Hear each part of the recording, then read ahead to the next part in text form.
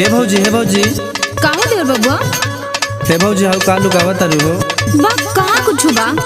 हे भौजी हमके हाउ चाहिए। का? हाउ है। का बोलबो करबा? ला सुना। सुनावा। तानी देई दे तू, तानी देई दे तू, बोलो। तानी देई दे तू नींबू के अचार भौजी। अच्छा।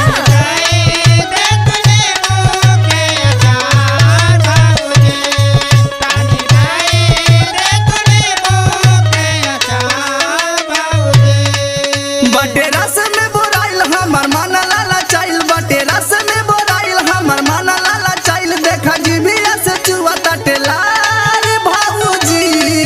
तानी देई दे तू नींबू के अचार भौजी।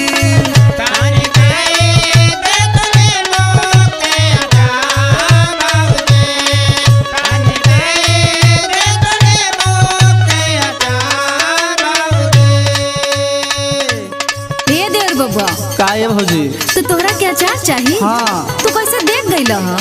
अरे हम देखनी तू सुखावत रहलू, हमके देख के चुराइलू, हम देखनी। अच्छा सुना। हाँ बतावा।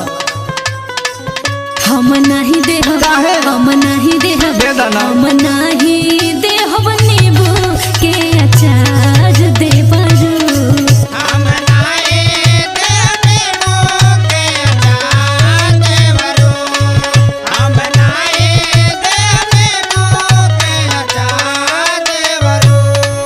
तोहके देहब जो चिखाई पीछे जइबा लरुआई, तोहके देहब जो चिखाई पीछे जइबा